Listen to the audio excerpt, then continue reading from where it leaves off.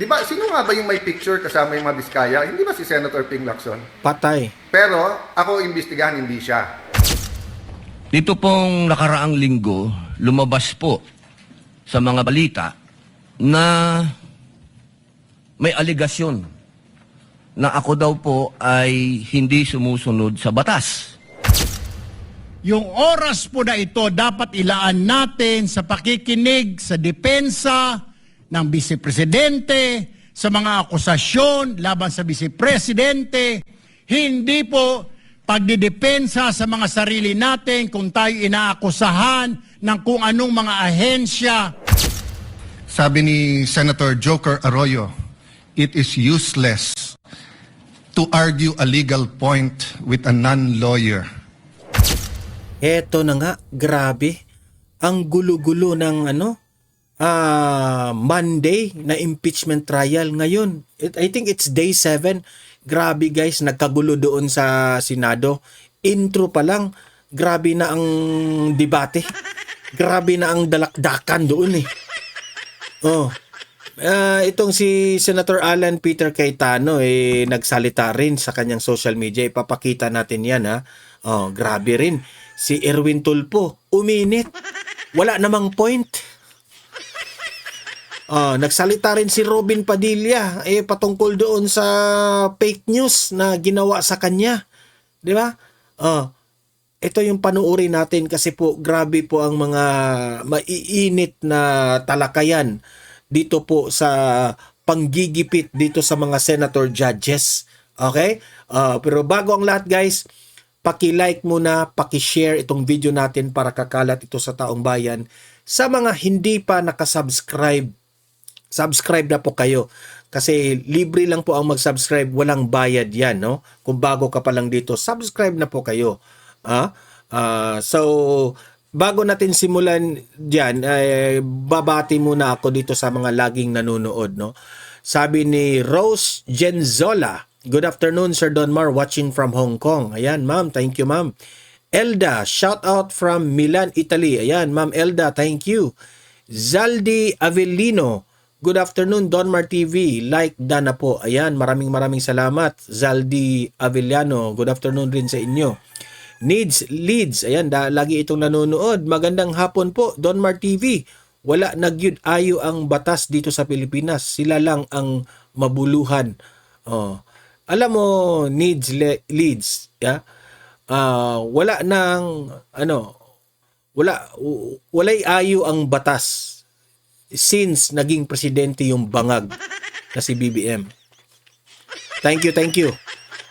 Konzgi. Ayan, si Konzgi. Wala ba counter si Senator Cayetano, idol? Kasi pinapahiya siya sa social media. Ito, may counter mamaya. Pakinggan ninyo. Una kong i-play ang video ni Cayetano. Okay? Sabi ni Roland Perlas, pinagtatakpan ang totoong issue. Correct. The flood control. Kaya kung ano-ano na lang ang inimbento. Kaya thank you Roland Perlas. Tama ka dyan. Okay? So eto, without further ado, ayan, unahin muna natin itong si Senator Alan Peter Cayetano. Play! Praise God. Magandang tanghali sa inyong lahat. Kamusta po? Monday, 2 o'clock magsa-start po yung impeachment trial. Napaka-importante ng araw na to. As we always tell you, rules are rules. The Constitution is the Constitution. May technical rules because it's part of due process. So pag-uusapan po ngayon yung money laundering, yung Anti-Money Laundering Council, yung BIR at saka yung bank accounts, no? So just to refresh your memory and to tell everyone na mag-ingat kayo magtanong kasi sa mga panahon ngayon bawal ata magtanong, no? So let's start by praising God for a new week. Again, the biblical principle, kung anong itatanim natin, yan ang ating aanihin. Why are we fighting? Why are we struggling? Why are we asking for the truth, katotohanan? Why are we fighting for the Constitution? Bakit natin nilalabanan yung korupsyon? Kasi kung anong tanim natin ngayon, yan ang klaseng Pilipinas 5 years, 10 years, 20 years from now. So unahin ko yung bawal magtanong. So a few days ago, ang topic dito sa Senate nung Wednesday sa impeachment court is kung igra-grant yung subpoena para sa anti-money laundering, BIR, at sa mga bangko kahit na 20 years, kahit na nung hindi pa Vice President. So sa vlog ko, gumamit lang ako ng example. Sabi ko, example, si Senator Lacson tumaas ang salin, si Senator Erwin tumaas. So just because tumaas, ibig ba sabihin, pwede mo nang pakuha yung BIR, yung AMLA, at saka yung bank accounts. Diba? I was giving an example. I Yan. wasn't saying there is anything wrong. Natatamaan But I was sila. making an example kay Senator Erwin na may broadcast journalist na nagsabing hindi daw ganun kalaki kung sa media lang. So sinabi nga niya, real estate. O kung real yung real estate nilang dalawa, good. Hindi yun yung tanong ko eh. Ang tanong ko, would it be fair to them na without any more allegations, sabihin lang bakit tumaas ng ganon, kukunin mo na yung AMLA, yung checking the sound lang po, yung AMLA, BIR and everything. Pero yun nga, meltdown na eh, no? Pero wag kayong mag-alala po sa akin, prayers lang po kasi kailangan ituloy natin ang laban. Correct. So today, ang news, sinabi ng DPWH Secretary Vince Dizon, verify nila pag may ghost. I hope hindi siya magpa-pressure and I hope he tells the truth because 3 beses niya na sinabi sa akin na verify nila at walang ghost sa Taguig. So nung nung nangyari to, wala pa siya sa DPWH if I'm not mistaken. When he was in the DPWH na budget hearing dito, sinabi ko, Sec Vince, ba't hindi mo pakuha sa cellphone lang? Picture lahat ng project. Simulan mo sa 2025, 24, 23, pabalik. Para kung sa cellphone pa lang bayad na pero walang project, ghost na yon. Umoo siya. Pagdating sa floor, finalo up ko, tinignan niya yung makasama niya, pinagawa niyo na ba? Hindi pa daw. Pero sa Taguig, ginawa na. So nung nagbisita siya, tinanong ko pa ulit kasi nagtanong staff niya, Sir, anong magagandang projects? So binigay namin. Tapos sabi ko, anong bibisitahin niya? Pareho kayo, sir, gusto niyang bisitahin yung mga projects na either na-stall o may problema kasi nandito siya para ayusin. That's why I admire him. Because he's a Mr. Go Get It, Mr. Fix It. Pero nagtataka ako ngayon, nung sinabi ni Senator Ping na may ghost, biglang, I will verify. Samantalang verify na nila at sinabing wala. Ganon din ang NBI. Confidential ang verification, pero tuwing punta kasi nila, whether it's the Purok leader, the Kagawad, whether it's the church people, sinasabi, sir, may pumunta ditong NBI. This was last year. So, wag po kayong magulat. Talagang pag nagtanong ka pala ngayon, talagang yan ang isosoli at ibabalik sa inyo. So, marami akong didiscuss sa inyo. Kasama din po yung 10K, kasama po yung nangyayari, yung mga political prisoners na nangyayari, and why it's so illogical that I will fight for the truth and for the Blue Ribbon hearing, tapos meron pala kaming problema sa sarili naming bakuran. So, Correct. sa mga taga-SEA Games, or most of you are volunteers, you did a great job. Pasensya na kayo kung nadadamay kayo. Sa mga taga-Taguig, sa mga lumaban para mapaganda Taguig, wala nang baha sa Taguig ngayon, konting ulan. All over the Philippines, all over Metro Manila, baha-baha na. Pero sa atin, awa ng Diyos, maayos. Pero tayo ang iimbestigahan nila. Meron daw Diskaya projects, meron din po sa Baguio City, meron din sa Pasig, sa buong Metro Manila. Kasi bangag yung administrasyon eh. Pero bukod tangi, di ba, sino nga ba yung may picture kasama yung mga Diskaya? Hindi ba si Senator Ping Lacson? Patay. Pero ako imbestigahan, hindi siya. But we welcome the Blue Ribbon Committee. Ganon yun, nakakatawa talaga, di ba? Si Lacson, may picture kay Diskaya, pero si Cayetano ang imbestigahan. Ang mga korap, ang dami doon sa House of Representatives, pero ang unang kinulong nila, yung lumalaban sa korupsyon. Si Mike Defensor at si Marcoleta. Ganyan po nakakatawa ang administrasyon na ito. Especially if it's led by Senator Kiko Pangilinan kasi hindi naman siya senator nung 22 to 25. Unlike Senator Ping, hindi nga siya senator pero may magwi-witness tungkol dun sa perang nakuha at tungkol sa eleksyon. Si Senator Erwin naman, kasi 3-in-1 o 4-in-1 siya. Yung mga nag-donate sa kanya na contractor, yung contractor nila dun sa party list nila, tapos yung siya, sa bibig niya mismo nanggagaling yung bentahan ng project. So marami po, marami. So hindi pwedeng yung dalawa ang mag-lead ng investigasyon kasi kasama din sila. So isabay-sabay na natin kung gusto, but don't single people out. But hindi ko tinatalikuran. Gusto nyong imbestigahan from the start, sinabi ko, imbestigahan nyo lahat. God bless you. Panoorin nyo po mamaya ang impeachment proceedings. Ayan, so yun po ang mainit na rest back ni Senator Alan Peter Cayetano kasi sa previous na vlog natin, no, kung sa mga hindi pa nakakita sa previous vlog natin before this video, nagpa-interview itong si Ping Lacson. Okay? At hugas kamay doon si Ping Lacson. Itong video na ito yung rest back ni Senator Alan Peter Cayetano. Nakakatawa po itong administrasyon na ito kung saan si Ping Lacson at yung mga diskaya meron silang picture. 'Di ba? Pwede nating tanungin si Lacson, anong pinag-usapan ninyo doon sa picture na 'yon? Hindi, 'di ba?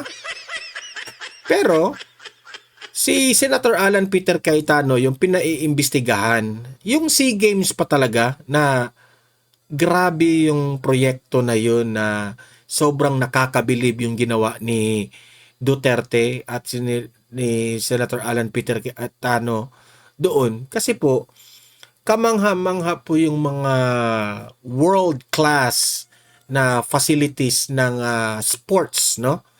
At humahanga po Singapore at buong mundo at pati na yung mga countries na involved doon sa Southeast Asian Games noong 2019. Okay? So, ayan,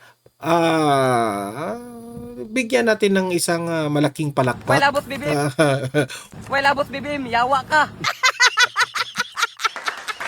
Palakpakan. Walay labot si BBM. Ayan, palakpakan yan na para kay Senator Alan at ni Tatay Digong noon, okay? Heto naman, panoorin na natin itong simula ng kanilang impeachment, okay? Ito, panoorin natin kasi mainit po ang kanilang nangyari sa impeachment. Senator Judge Padilla, sir, what is your pleasure? Maraming salamat po sa ating tagapamahalang hukom at sa ating pong ginoong Pangulo. Nais ko lamang pong basahin ng napakaigsing manifestasyon po. The gentleman may proceed with his manifestation. Maraming salamat po. A'udhu billahi minasyaitanir rajim. Bismillahirrahmanirrahim. Alhamdulillah rabbil alamin. Aming mga kasama, ako po'y humihingi ng paumanhin sapagkat dito pong nakaraang linggo, lumabas po sa mga balita na may aligasyon na ako daw po ay hindi sumusunod sa batas. Ito po ay nakalulungkot para sa isang senador, sa isang senator judge, ang masabihan na hindi sumusunod sa batas. Samantalang nung tayo po ay merong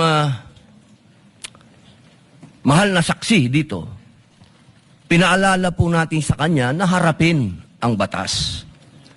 Noong nakaraang linggo, ang atin pong kaibigan na ombudsman, ang sinabi po ng mahal na ombudsman na ako daw po ay hindi sumunod sa kanilang pasabi na mag-file ng aking counter affidavit.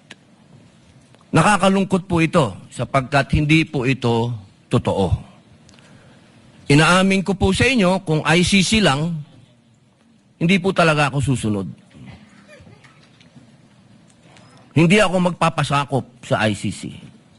Pero dahil ginagalang ko po ang ombudsman, dahil siya po ay aking kaibigan na itinuturing, dahil nagkaroon na po kami ng napakahabang kwentuhan sa aking opisina nung siya po ay kalihim ng hustisya, nag-file po kami.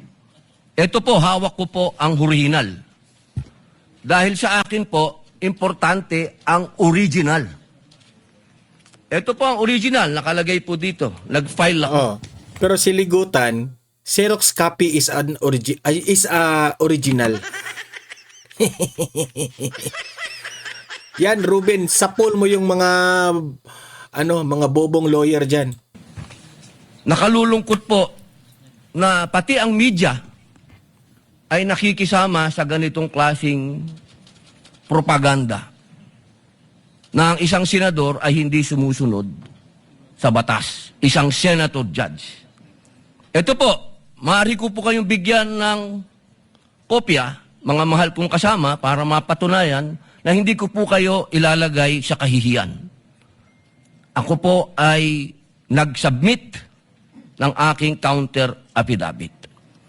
At ganun din po, humihiling din po ako sa aking mga kasama, lalong-lalo na po sa aking kaibigan, Ginoong Pangulo, na sa mga ganitong pagkakataon, hinihingi ko po na tulungan din po ninyo kami. Na maipaliwanag din po namin sa media na meron din po kaming mga pagkakataon na ipagtanggol din ang aming sarili at kami wag husgahan kaagad Correct. na kami hindi sumusunod sa batas. Yun lamang po, Ginoong Pangulo at tagapangulong hukom. Ayan ha, intro pa lang yan dyan sa impeachment na yan ha, pero mainit na ang tensyon sa loob ng impeachment trial sa Senado. Maraming salamat. Senators Erwin Tulfo, Senator Judge Alan Cayetano, thereafter Senator Judge Tito Soto are recognized. What is your pleasure, Senator Judge Erwin Tulfo? Mr. Presiding Officer, Senate President, ladies and gentlemen, this impeachment court was established to try the Vice President of the Republic. Ang punto ko po rito, kasi napapansin ko po ilang araw na nagagamit po natin ang impeachment court, ang oras po ng impeachment court sa pagpapaliwanag. Naintindihan ko po ang posisyon ng aking kaibigan, si Senador Robin Padilla, yung kanya pong frustrations. Pero gusto ko lang po sana ipaalala sa ating presiding officer, sa ating pong Senate President, at matanong, ano po ba ang ating ginagamit na rules ngayon? Pwede po ba yung mga problema po labas sa impeachment court na ito o labas sa kaso ng Vice President ay dadalhin natin dito? Di po ba ang korte na ito na itatag para po sana kay Vice President at kay Vice President lamang? Mga ebidensya, mga testimonya, mga pahayag patungkol lamang po sana sa impeachment ng Vice President. Kasi dito pong mga nagdaang araw, Mr. Presiding Officer, Senate President, mga kasama, napansin ko po na nagagamit ang oras po ng impeachment court sa pagtatanggol po ng mga nakaraang araw ng sarili ng ilan sa mga kasamahan natin sa mga akusasyon. This is not the right forum and the Tama ka man, Erwin Tulfo, pero itong mga problema kasi sa bawat senador dyan, may kinaugnayan sa impeachment rin eh. Yung tungkol po kay Cayetano, na patungkol po doon sa SEA Games, patungkol po ito sa impeachment trial. Pilit silang kinakasuhan para matanggal sila dyan bilang Senate judge. Bobo ka ba, Erwin Tulfo? Bobo ka eh. Kaya nga sila Robin, itong si Alan Peter Cayetano, they raises their concern because kapag matanggal sila as Senate judge, pinupolitika ng impeachment trial. Bobo ka eh. right venue and not the right time to explain your situation. Kung gusto po ninyong mag-eksplika ng inyong mga saloobin, problema, maaari naman po ninyong gawin yan sa labas po ng oras ng impeachment court. Maaari pong sa press conference, nandyan naman po ang Senate media. Anytime po, nandoon sila sa Senate briefing room, press briefing room. Maaari din po sa Facebook o sa YouTube magpaliwanag.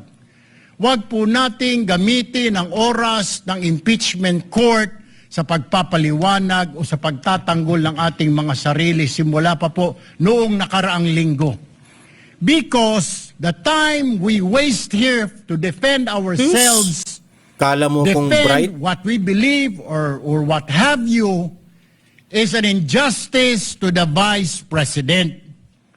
Yung oras po na ito dapat ilaan natin sa pakikinig sa depensa ng Vice Presidente, sa mga akusasyon laban sa Vice Presidente, hindi po pagdidepensa sa mga sarili natin kung tayo inaakusahan ng kung anong mga ahensya, kung tayo po ay may mga kaso, may mga May investigasyon. kinaugnayan nga yan.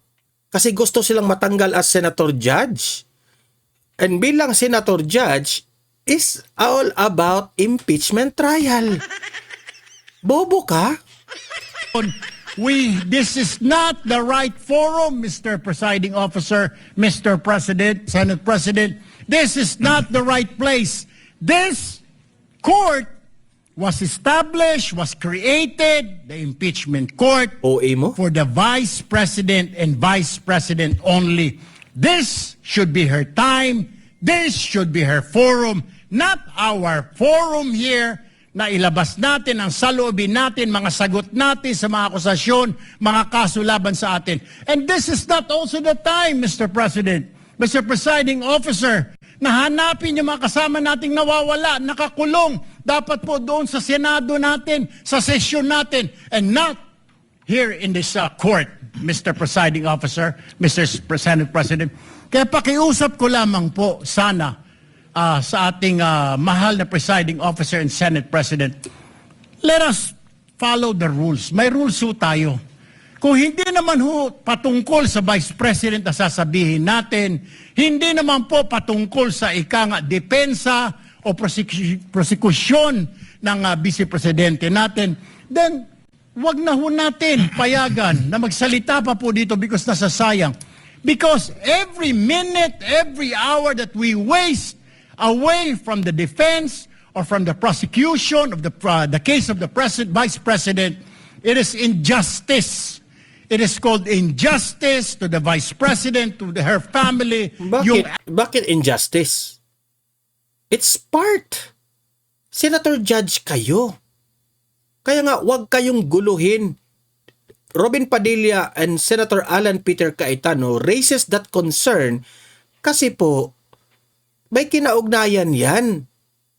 Nanganganib po sila, nakasuhan, tanggalin, makulong sila, edi goodbye na sila dyan sa bilang Senate Judge. Makasarili ka kasi. Kasi ikaw hindi ka natatamaan kasi yung administrasyon kampi sa'yo. Gago ka, Erwin. Anguish, yung kanyang sama ng loob, yung oras Makasarili na nakabinbin ang Makasarili ka rin Erwin kaso na ito. Let us do this impeachment trial as quickly as possible. If we have to clear the Vice President, then let's clear her. If we have to prosecute, then prosecute her with the evidence kung meron. Not waste our time kung ano-ano sinasabi natin dito. Ikaw ang naka-waste ng time Dakdak ka ng dakdak yan sa mga useless mong pinagsasabi To protect ourselves, to defend ourselves, this is not the right forum, Mr. Presiding Officer. Kindly wind up, Mr. Senator Senate Judge President. Erwin Tulfo. This is not the right forum for us to defend ourselves. Bring it somewhere else. Bring it to the press. Bring it to the social media, but not here. Thank you, Mr. President. The remarks of the gentleman are noted. Earlier, Senator Judge Alan asked to be recognized. Are you yielding in favor of Senator Judge Padilla? And thereafter, Senator Judge Soto, thereafter, Senator Judge Thank you, Padilla, Mr. before the Presiding chair Officer. makes a ruling on the matter. Yes, Senator Judge Alan Cayetano is recognized. Thank you. I'm happy. You may proceed, sir. I'm happy I finally heard Senator Judge Erwin Tulfo is concerned about the justice or injustice to Vice President Sara. That's good news. Regarding the waste of time here, sabi ni Senator Joker Arroyo, it is useless to argue a legal point with a non-lawyer. When Senator Marcoleta brought that up here, nagkaroon ng commotion. Senator Miriam stood up here many times and said, kaya ka nga nagfo 4 years na law school at nagbabar. So let me give my own interpretation. The impeachment court is formed with lawyers and non-lawyers. And we interact, and it's for everyone, and we're equal. But if there's an engineer here or a doctor, and they talk about medical principles, I have to either study and argue on medical principles. Hindi ko pwedeng sabihin, hindi, ganito lang yan, logic lang yan, etc. Diba? So, ang legal principle natin today is simple, integrity ng court. So, allow me to mention that to the people and help educate my colleague here. The integrity of the court and the justices or judges is always relevant. So if the Supreme Court or COMELEC, Court of Tax Appeals, Sandigan Bayan is being heard and the judges are being threatened, you give them time. So we cannot take the impeachment out of context. May nangyayaring flood control scandal, may nangyayaring gulo sa Team Unity na hindi na united ngayon. We consider Senator Marcoleta and Senator Jinggoy political prisoners, weaponized yung Blue Ribbon Committee at weaponized yung ano. So Mr. President, hindi tama na sabihin na I wasn't, after we brought up the problem with NBI, they doubled down, naggumawa pa ng task force. I mentioned 2 colleagues sa SALN, I didn't accuse them. Sabi ko lang, just like Vice President Sara, just because tumaas ang SALN, can we already ask for the BIR, for the AMLA and the bank accounts? So sabi ko, yan ang i-discuss namin sa Monday. Nag-react na, nag-accuse. I did not take up your accusations here today. Si Secretary Vince Dizon, 3 beses na nag-verify sa Taguig. Sinabi na 3 beses na walang ghost.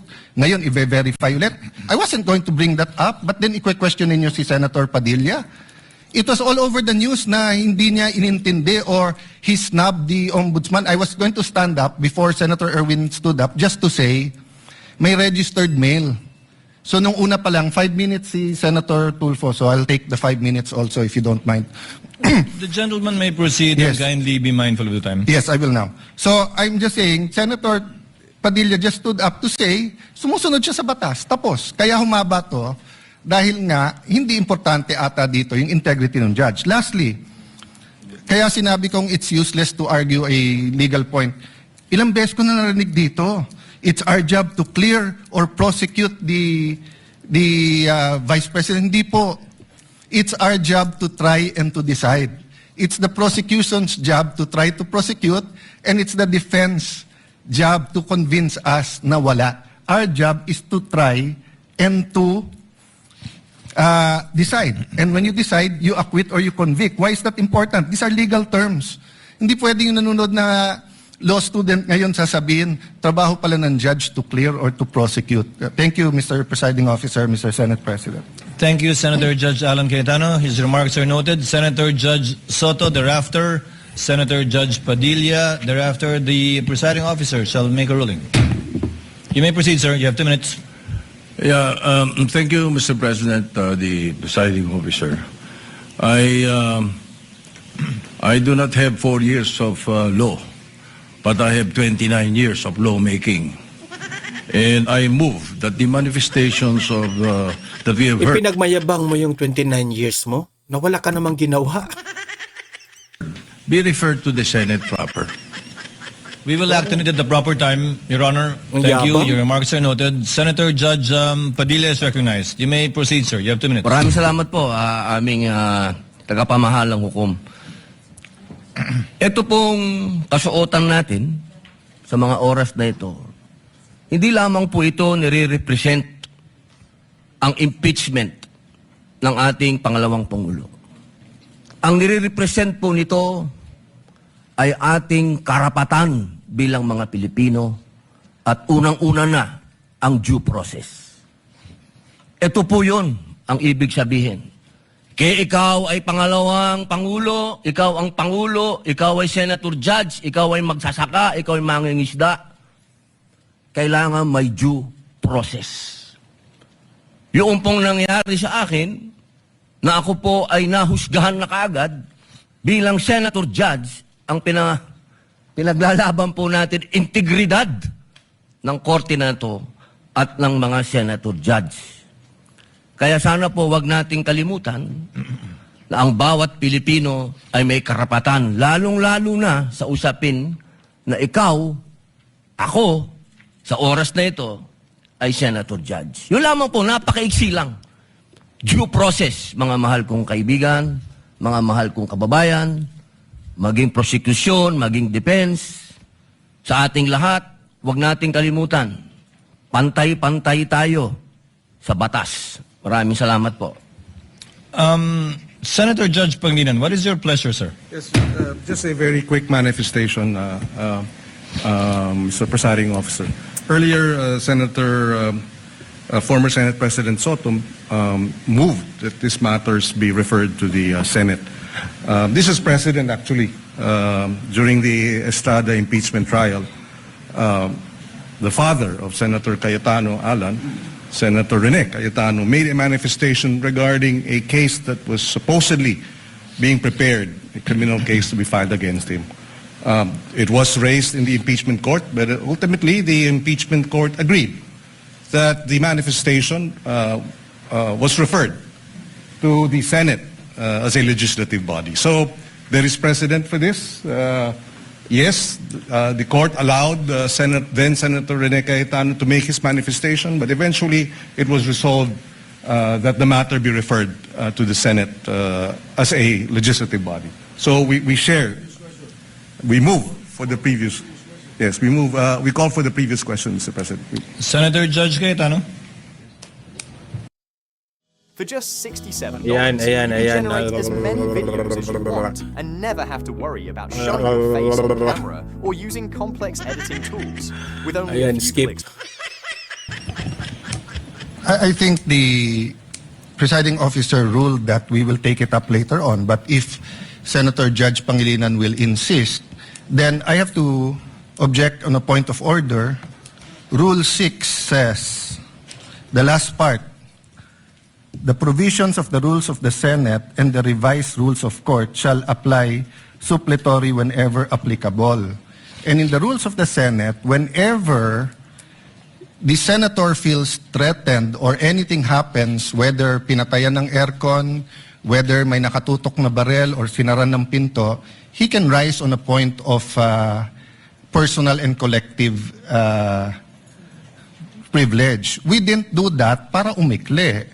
Now, if we're going to argue today rather than ask them about due process with a simple manifestation from Senator Padilla na hindi totoong binabastos o binabaliwala ang ombudsman, registered mail lang kaya hindi pa nagdagdag. So, hindi kami ang nagwe-waste ng time. We can have a caucus, we can talk about it. You want to debate that now? With the permission of Senator Judge Pangilinan, to abbreviate the proceedings, May I just, Mr. President, because I was alluded to, Mr. President. May I just very quickly, Mr. President, Rule 6 on... you may proceed, sir. Thank you, Mr. President. Rule 6 of our impeachment rules, Mr. President, which was quoted by Senator Cayetano as being suppletory.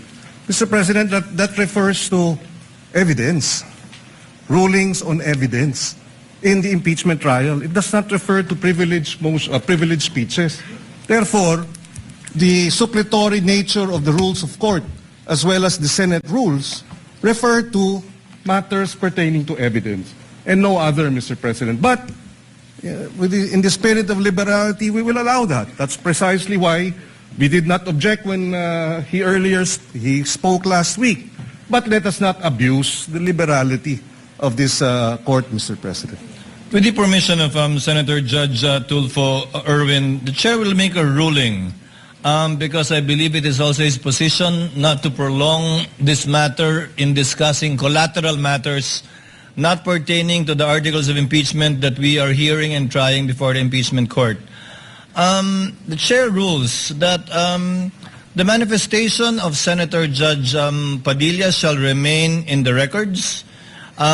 We cite as a precedent to the precedent mentioned by Senator Judge Pangilinan, where the speech of former Senator, the late former Senator Rene Cayetano was not expunged from the record, but referred to the Senate Senate as a legislative body where it may be taken up. I ask the indulgence of the parties to this case. Wala po kasi kaming sesyon. Ito lang po ang pagkakataong nakakapagsalita at nagkikita-kita kami habang recess kami. Pero umaasa ako, within hearing distance of my colleagues, na kapag ka nag-resume na po ang Senado sa susunod na linggo matapos ang sona ng Pangulo, may pagkakataon na po ang bawat miyembro ng Senado bilang senador, hindi bilang senator judge, na mailabas yung mga hinaing o anumang nais nilang sabihin kaugnay sa anumang nagaganap o nangyayaring hindi tama sa kanila o ginagawa laban sa kanila. And that, I think, is the proper forum for us to ventilate, discuss, look into, and if necessary, investigate the allegations and or accusations against senator judges in their capacity likewise as senators. So ordered. What is the pleasure of Senator Judge? I will just Cayetano? manifest, I correct myself, it was stamped, not registered mail.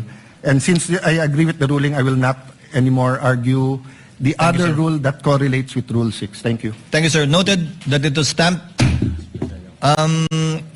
The Senate President, thereafter, Senator Judge Erwin Tulfo. Thank you, Mr. Presiding Officer. Hopefully we can move on after the manifestations of the two gentlemen.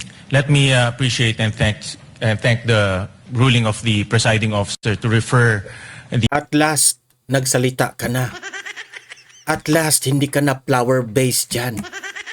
the manifestations as well as the comments of our colleagues to the Senate acting as a legislative body.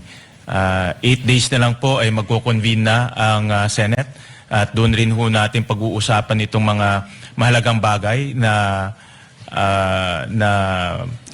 pag-usapan ho natin ngayon at kanina po ay narinig ko po yung komento ng ating kasamahan si Senator Robin Padilla at ito po yung mga bagay na dapat rin po nating talakayin pag nagbukas na po ang Senado in 1 week's time.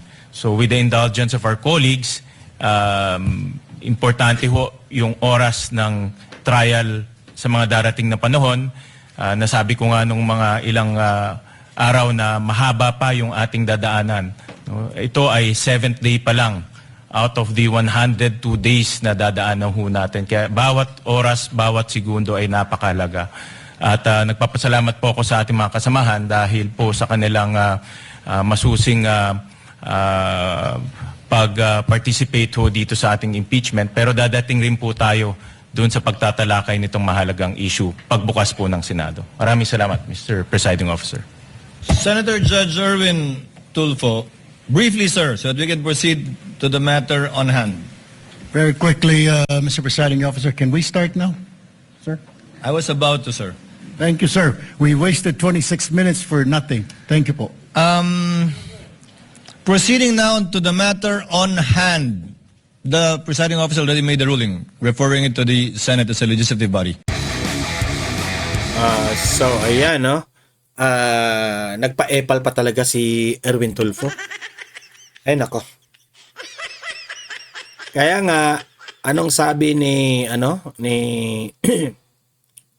SP Cayetano? Anong sabi niya dito? Mahirap, it's a useless, no? Na makipag-argue ka, mahirap makipag-argue ng point kapag ang kadibate mo ay isang hindi lawyer. Mahirap idebate ang kagaya ni Erwin. Yan ang point ni Arroyo at ni Senator Alan Peter Cayetano. Nagtataka talaga ako bakit very obvious na hinaharangan itong mga minority senator judges. Kasi ginugulo nila Ha? Anong ibig kong sabihin kapag ginugulo? The impeachment trial is ongoing. Dapat itong mga judges na ito, itong mga senator judges na ito, hindi mo guguluhin. Like for example, yung nangyari kay Cayetano at ni Marcoleta. Alam naman po natin si Marcoleta, kinugulo. Kasi kapag nandiyan po si Marcoleta sa impeachment trial, talbog silang lahat. So the best thing na gagawin ng mga kalaban ni Marcoleta ay kasuhan siya. Kasuhan siya ng isang hindi makapag-bail na kaso para hindi siya makapag-participate dyan sa impeachment trial. Kasi matinik si Marcoleta eh. Matinik. Problema nila si Marcoleta. Ngayon, heto na naman. Si Cayetano. Ang susunod dyan si Robin. Tapos si Bongo. Yan ang gusto nilang mangyari. Kasi magiging useless ang impeachment trial at the end of the day. Hindi nila makuha yung 2/3. Simple. Di ba? Itong administrasyong ito ni BBM, hawak niya ang beat. Hawak niya. Kaya gagamitin nila ang lahat ng mga resources, gagamitin nila ang lahat ng mga ahensya ng gobyerno para lang ma-impeach si BP Sara. Alam nila, big factor po ang mga senator judges dito sa pagpapa-impeach ni BP Sara. So unahin na nilang i-distract itong mga senator judges, especially yung mga senator judges na hindi halik sa puwet ng Malacanang. Di ba? Si Ante Claire Castro, i-deny yan na walang kinalaman ng Malacanang. Pero hindi natin alam. Baka may nagpe-pressure dyan sa Malacanang. Ano ba? Hindi na ba yan sisimulan? Ha? Ano ba talaga? Remulla. Baka si Mamshi ang nagpe-pressure sa mga ahensya. Ano ba? Remulla. Kulungin niya na yung dapat ikulong. Para ma-impeach yung si BP Sara na yan. Baka ganun. Baka lang ha. Si Mamshi. Di ba? Yan ang hirap natin dito sa bansang ito. Gagamitin ang ahensya para lang makuha ang kanilang gusto. Di ba? So kayo mga audience na nakikinig dito ngayon, ano na lang, mag-comment na lang kayo. Ang inyong opinion ay mahalaga po. Babasahin natin yan sa comment section, okay? Sa mga nanonood ngayon, paki-like, paki-share. Sa mga bago pa lang dito, if this is your first time na nanood dito sa Donmar TV at nagugustuhan ninyo, subscribe na po kayo, okay? Para updated kayo lagi dito. Okay? See you in my next video. Have a great day, have a great night. God bless po sa ating lahat. Mabuhay ang Pilipinas and God save the Philippines. Bye!